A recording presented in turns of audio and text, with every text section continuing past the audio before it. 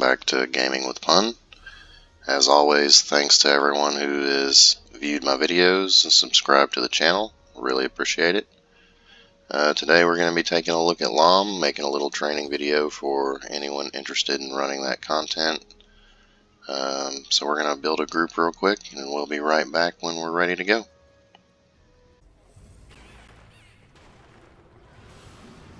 We're here inside of LoMM. Group of my alliance members here that generously agreed to help me out with this video.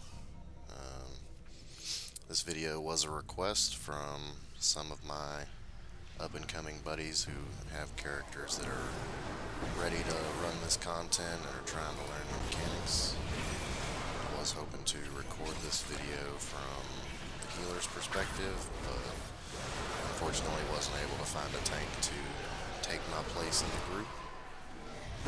So throughout the fights I'll be explaining not only what I'm doing as the tank, but also the mechanic and everything that the healer should be looking for in different mechanics of the fights.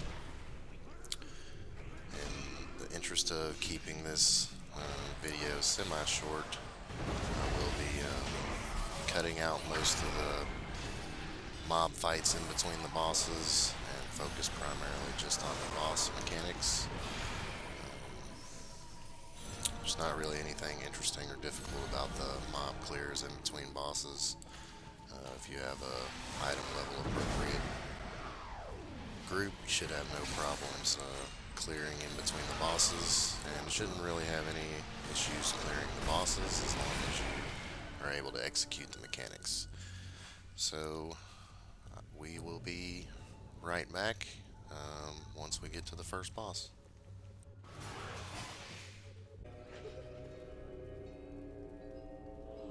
First boss.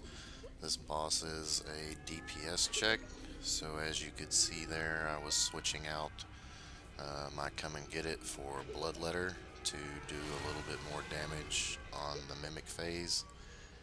If you are the healer in the group, you should also take this opportunity to switch out a skill for a damage dealing skill. Excuse me. When I heal this as a cleric, I have no issues whatsoever healing this with just my exaltation and bastion, so having that damage skill to help with the mimic phase is important. So starting out the fight here, you can see just grab an aggro on the boss, tanking the boss, basically just DPSing the boss down right now until we get to the first mimic phase.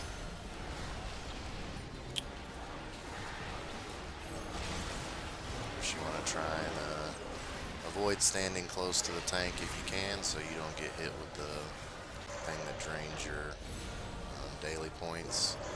Here's the first mimic phase. You can see I got hit with the butterflies there that pushed me away. Was not able to clear my mimic in time. I'm going after the second mimic. And one of my members came over and helped me out. As soon as the mimic phase ends, the cocoon will happen. As a healer, this is what you want to be looking for. Find that person that's cocooned and heal them back up as quickly as possible. Of course, nobody wants to be standing close to the cocoon when it explodes. It will pretty much kill everybody that it hits.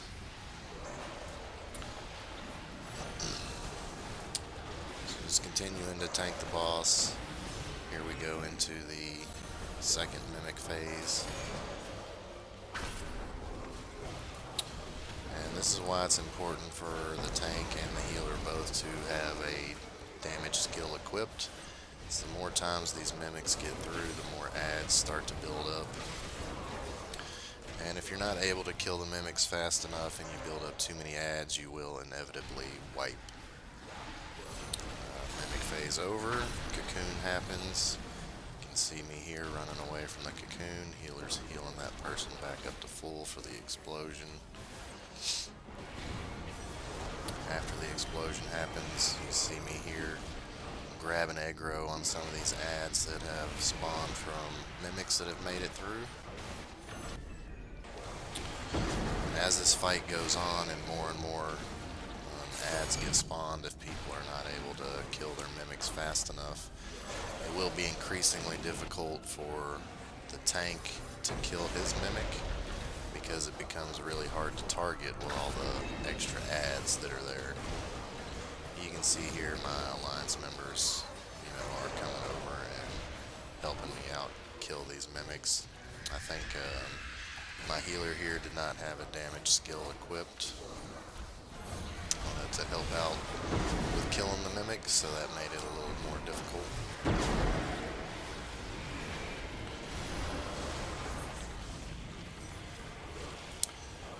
And once again, just continuing on, grabbing ads. Here you see the eye appear. This is a mechanic we've seen in some other bosses. You just want to turn away so you don't get stunned.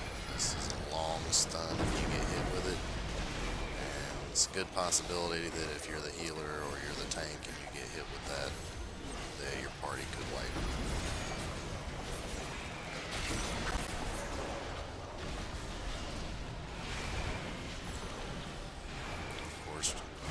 Always trying to position the boss as close as I can to my mimic corner, just so I have less ground to cover when it's time to hit the mimics.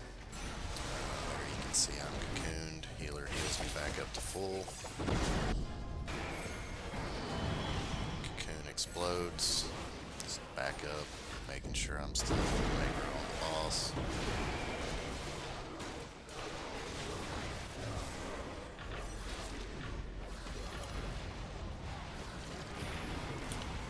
Once you get past the third mimic stage, it's pretty much just straight DPS the boss from there. There you can see we cleared the boss, and we're now going to be on our way to boss number 2. So I will catch you guys there.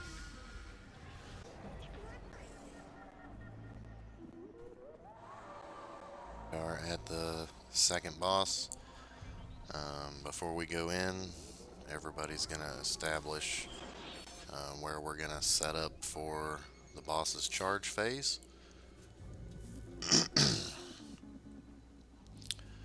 Once we've established that, that's where everybody will gather and group up during the charge phase of the boss. This boss is a healer check. So if your healer is not strong enough to heal through the charge phase, this will be a wipe, and you will not be able to complete this boss.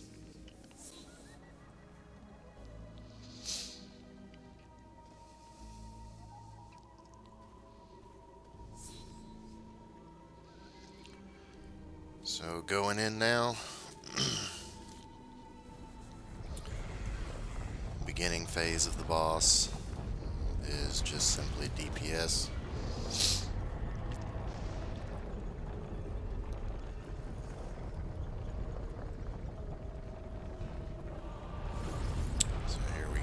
Just running in, grabbing aggro.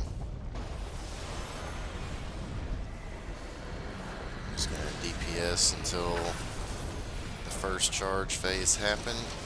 So not a whole lot interesting going on at the moment. You'll see when the worm goes down and the floor begins to move, you want to stay running away from the boss and kill as many of these boulders as you can. The more of these boulders that make it through to the boss, the stronger the charge phase will be. And if you end up getting sucked into the middle and touching where the boss is, that will be an automatic true death. So you can see that we're all just running away from the center, killing the boulders. Floor stops moving. Now we are all going to group up at our agreed upon location. Healer's going to drop their daily skill, and this is where the healer has to heal through the charge phase. Everybody groups up to share the damage of this charge bolt on whoever it's targeted on.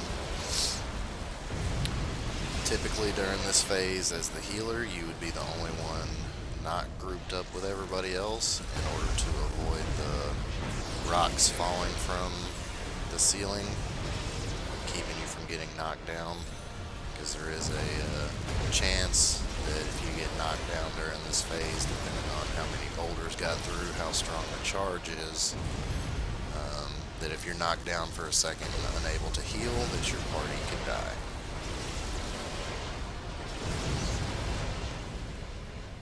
So after the charge phase, back to boss, just continuing to tank, DPS continuing to DPS.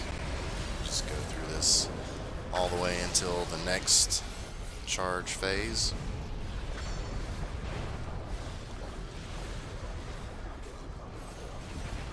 Not a whole lot of interest happens in between the charge phases and stuff. Just stay on the boss, DPS, waiting to see the boss go down and the floor start moving again.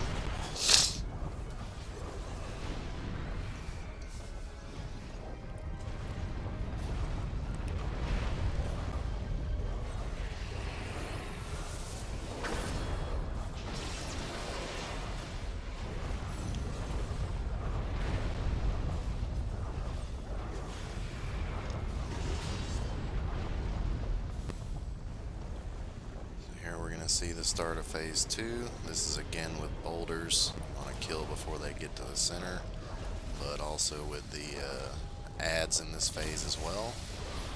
These ads are pretty annoying because they do knockback and stuff, so you gotta watch out for that. Try not to get knocked down or knocked into the middle. Just killing as many boulders as possible, getting ready for the charge phase.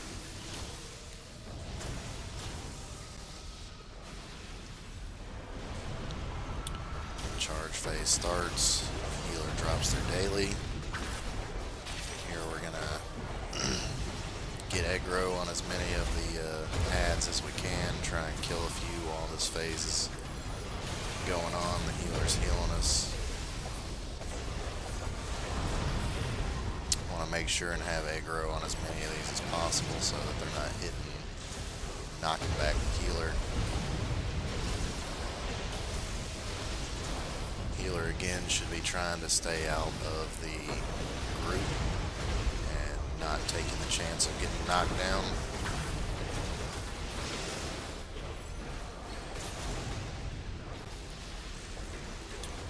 These ads are really annoying because they do the knockback. Very often you can get knocked back quite a lot or knocked into a position where you can't really see what's going on very well. That phase ends, back to boss. If you're in a group that's DPS is a little low, then you want to make sure and leave at least one of these ads alive. If one ad is alive, then you will not go through the boulder phase again. And from here it's just going to be pretty much straight DPS the boss down.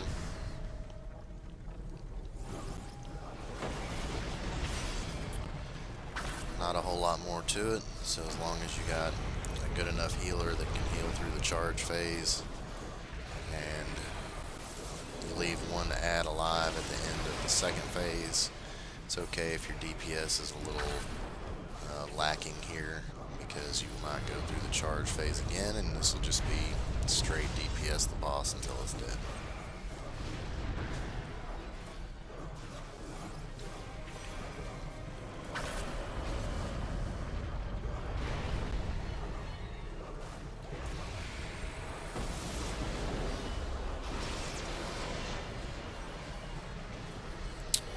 So there we go, second boss is down, and we will catch you now at the final boss.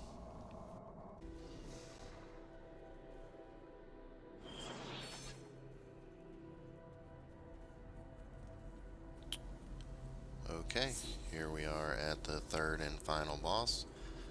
This is a tank check.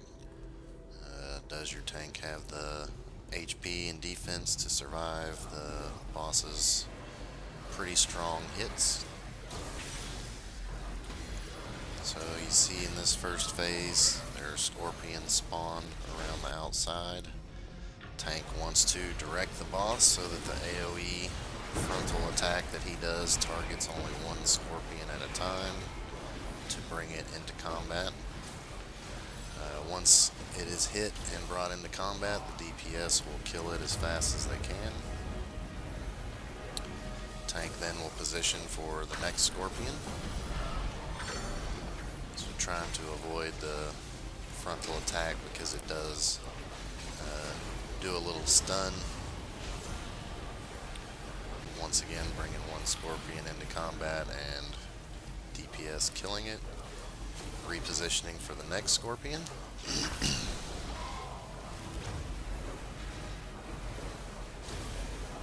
I do want to pay attention to the magnet mechanic the boss does. If you collide, that does a pretty good amount of damage, and if you're pushed outwards, it can take you out of the fight for a few seconds.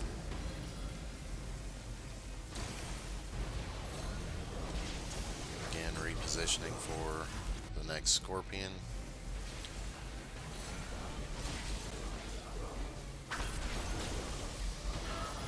And in between each scorpion, DPS is just hitting the boss. Scorpions are brought into combat, DPS kills them as fast as possible.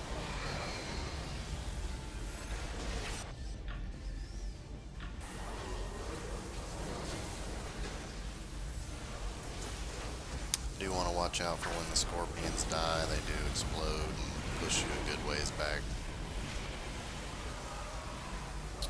In between the phase where there's no scorpions, just bringing the boss to the center, trying to give the party the best combat advantage possible against the boss.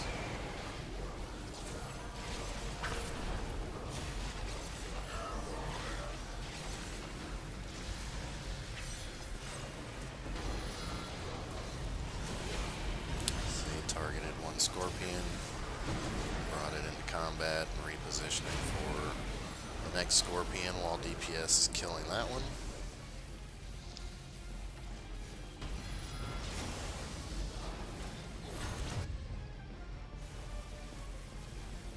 You can see there, got hit with the magnet and pushed away.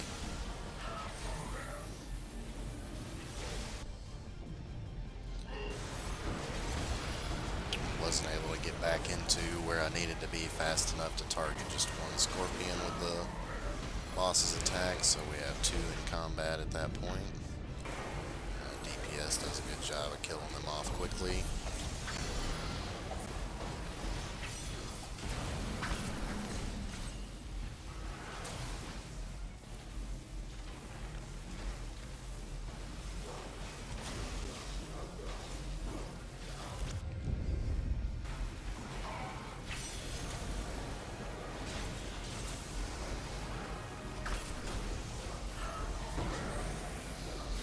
Position for the next scorpion, bring it into combat.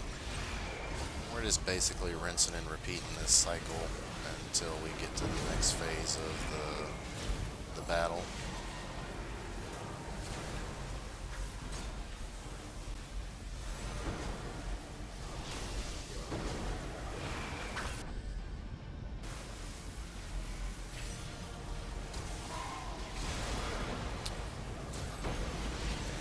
About to hit the next phase right here.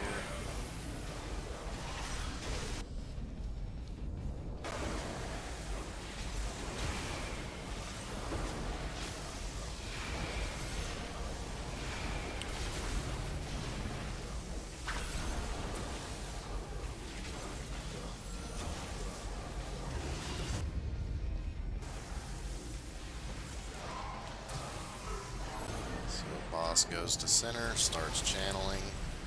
His outside pillars become active. You want to try and kill these as fast as possible to reduce the amount of charge the boss gets for its opening attack at the end of the phase. Typically you would not want to split up here. Everybody would want to go to the same pillar, kill them as fast as they can. We fortunately had enough DPS here to kill two at a time.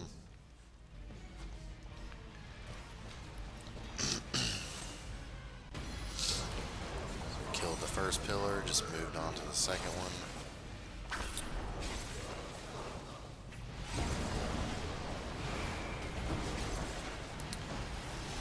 After this pillar goes down, we will all converge in the middle. Healer drops their daily.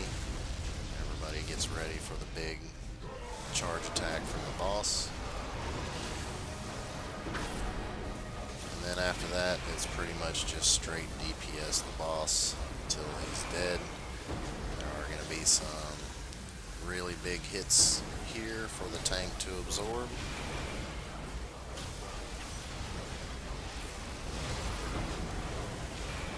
As long as you've got a tank with enough HP and defense to handle these attacks and skilled enough to position the boss appropriately for the scorpions in the first phase, even though it might take a little bit longer for a group to DPS this boss down, should still have relatively no issues so long as you can perform the mechanics.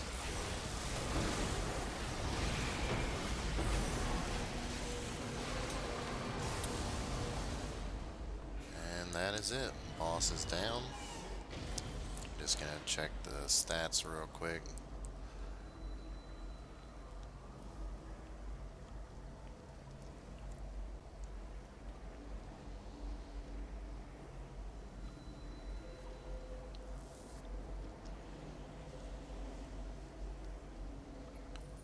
So I just looked at the stats to see how everybody did. We're gonna grab our loot and get out of here. And that's pretty much going to wrap it up for this video. As always, feel free to leave a like if you enjoyed the video. If you have any questions, anything like that, feel free to drop a comment. As always, feel free to subscribe to the channel. Thanks so much for watching, and we'll catch y'all next time.